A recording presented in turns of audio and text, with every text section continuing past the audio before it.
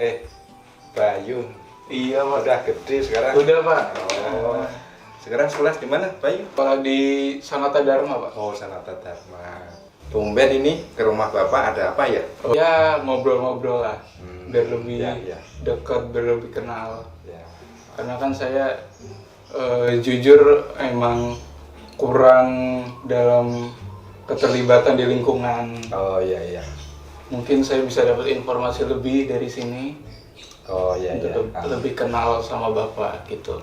Oke teman-teman, mungkin yang belum kenal, ini namanya Bapak Justinus Subardi, biasa dipanggil Bapak Bardi. Pak Bardi. Pak beliau ini tuh ketua lingkungan, di lingkungan apa Pak? Santa Magdalena. Santa Magdalena. Kalau lingkungan di situ itu berapa orang kira-kira umatnya? Kalau umat ini dari kakak ada 43. Kalau dari jumlah keluarga itu sekitar 123. 123. Iya. Nah, periode sebelum Bapak jadi ketua lingkungan itu memang segitu atau memang terjadi peningkatan? Oh tidak, ini sebelum Bapak jadi ketua lingkungan jumlahnya hanya 41. Nah terus ada warga baru atau OMK itu menikah terus tinggal di sini. Oke. Terus ada ada warga baru yang masuk terus bikin kakak jadi tambah 2. Jadi sekarang ada 43 kakak. Ada 43. Ya. Kenapa kok Bapak bisa kepilih jadi ketua lingkungan itu? Oh, itu ceritanya agak panjang ya. Begini, pada waktu itu kan kita juga bingung karena waktu itu udah yang satu udah 2 periode dan Bapak sendiri itu ikut dalam kepengurusan itu, jadi bingung siapa. Akhirnya di sistem itu setiap kakak dikasih kertas suruh nulis siapa. Nah ternyata dikumpulin ada 3 nama yang sama, terus 3 nama itu dalam perkumpulan itu terus ditulis lagi, ini diantara 3 ini siapa, memilih siapa. Nah kebetulan yang kepilih Bapak. Nah, mau nggak mau ya harus saya jadi amanah meneruskan lingkungan Santa Magdalena ini. Gitu yuk. Gitu Pak. Kan emang sebelumnya itu Bapak jabatnya jadi apa?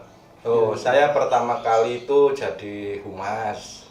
Humas itu ya kalau ada informasi dari wilayah, dari gereja ke wilayah ke lingkungan, nah, Bapak yang menyampaikan muter. Nah, terus yang ketiga itu bendahara. Yang kedua bendahara, terus yang ketiga jadi istilahnya sosial. Nah kalau di gereja itu jabatannya PSE, tapi kalau di lingkungan sosial, tapi hubungannya hampir sama, cuma hanya sebagai perpanjangan tangan. Oh, kan informasi Ya, dari umat ke umat. Gitu. Terus misalnya ada bantuan, ya kita yang ambil, terus membagikan. Setelah itu informasi sama ketua lingkungan. Sebelumnya gitu. Seperti itu. Kan itu jabatan sebelumnya. Ya. Nah, jabatan sekarang Bapak menjabat sebagai ketua lingkungan itu ada perbedaannya nggak? Ya itu pasti ada perbedaan. Karena saat itu kalau ada rapat-rapat dari paroki itu kadang-kadang saya terlibat, kadang-kadang tidak. Nah, setelah jadi otomatis saya harus terlibat karena apa? Dengan adanya jadi ketua lingkungan itu, apa-apa sebisa mungkin, sebanyak mungkin harus tahu informasi yang jelas dari paroki untuk menyampaikan ke umat. Nah seandainya ada teman atau apa ya saya ngajak pengurus yang lain, misalnya bendahara ada terus humas, ada sosial. Nah itu saya ajak biar mereka tahu juga apa dan kegiatan lingkungan itu sebenarnya seperti apa. Jadi memang untuk melayani Tuhan itu ya memang harus ikhlas dan harus sepenuh hati, jangan setengah hati. Kalau saya dengar-dengar kan emang tugas Bapak itu sebagai ketua lingkungan ini kan cukup banyak, cukup ya ibaratnya harus pergi ke sini, pergi ke sana Ya. untuk mengurus apa. Ya. Nah, itu semisal kalau Bapak ada terkendala masalah atau lagi ada urusan yang lain. Nah, kalau biasanya kalau yang udah saya lakukan itu sebelum saya pergi itu saya udah memandatkan wakil ketua atau bendahara atau humas yang terkait gimana siapa di antara mereka itu bisa, misalnya ada rapat di Sukabumi atau di Kanosa atau di mana. Nah, itu sebelumnya seminggu sebelumnya saya udah ngasih tahu. Itu kalau misalnya saya nggak bisa. Terus kan jabatan sebelumnya itu Kayak humas, sosial, bendahara. Nah, sekarang kan menjabat sebagai ketua lingkungan nih. Reaksi keluarga itu seperti apa ketika Bapak dipilih menjadi ketua lingkungan? Ya sedikit ada perbedaan sih, karena kalau ada kegiatan lingkungan, kegiatan gereja itu otomatis peran keluarga itu sangat mendukung. Kalau tidak mendukung ya akan pincang. Ya, sepertinya kalau ada ibu-ibu WK, maksud saya mau masuk WK kan harus ibunya yang masuk gitu yuk. Jadi ya terus misalnya ada OMK atau kegiatan apa ya, saya nyuruh OMK siapa yang sekiranya bisa masuk di kebutuhan di paroki itu apa, misalnya Komsos, oh ini yang saya masukin ini, oh ini Putih Sang Kristi, oh ini yang ini umurnya segini. Nah, itu saya sesuaikan. Itu pun kadang-kadang sulit karena sekarang ini banyak yang kos, jadi nyari anak-anak itu nggak semudah dengan yang tahun-tahun sebelumnya begitu. Jadi anak-anak muda itu bukannya nggak ada, cuma mereka itu pada kuliah, pada kerja, terus sekolah. Nah, itu pada kos ya. Saya kadang-kadang itu yang kendalanya seperti itu, tapi ya paroki juga memakluminya karena apa ya, lingkungan itu ya pasang surut naik turun itu udah biasa seperti itu. Jadi tanggapan anak misal ya anak otomatis mendukung, karena apa, kalau tidak mendukung ntar baru belajar baru apa, kalau mereka itu nggak mandiri ya repot akhirnya. Pak ini gimana, Pak ini gimana. Nah, itu kan otomatis jadi kendala. Terus mau ngerjain apa juga, wah tadi anak ini gimana ya, udah saya bikin masakan atau belum. Tapi kalau diajarkan untuk mandiri, otomatis ini bisa masak sendiri ya. Saya harus kompromi dan terbuka sama keluarga, karena apa, semua itu untuk melayani Tuhan, itu keluarga dan untuk pelayanan itu harus jelas. Kalau jelas itu apapun yang terjadi itu enak. Nah begitu yuk. Apalagi ayo. Jadi kan kayak melihat tugasnya Bapak seperti ini menjadi ketua lingkungan ngurusin seperti ini, ada kepentingan lain nggak? Ya. Mungkin di luar gereja atau... Oh ada, itu kan ada RT, ada RT itu Bapak itu udah 3 periode itu jadi humas. Terus misalnya ada kegiatan RT itu apa itu ya, itu jadi bendahara juga pernah.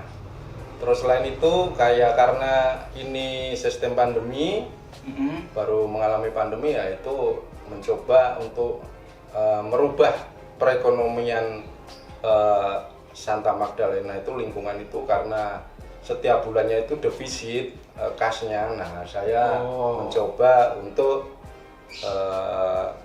ikut warung cashback. Nah, ternyata saya jalanin itu sangat membantu.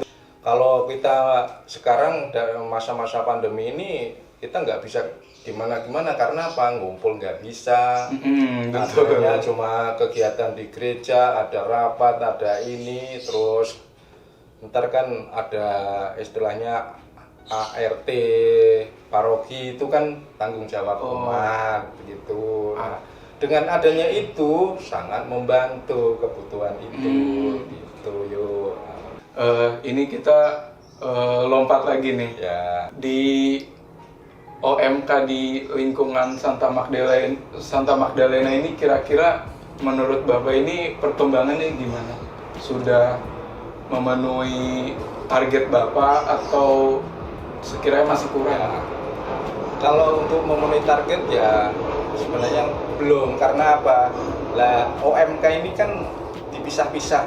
Nah kebetulan ada yang job yang di gereja itu yang dibutuhkan nggak ada di sini. Misalnya kan ada putri sangkesti umur sekian sampai sekian, terus balita lah. Untuk regenerasinya itu untuk saat ini sangat berkurang. Karena apa? Satu lingkungan sekarang balitanya cuma satu. Nah, kan untuk kedepannya juga kita juga memikirkan bagaimana gitu.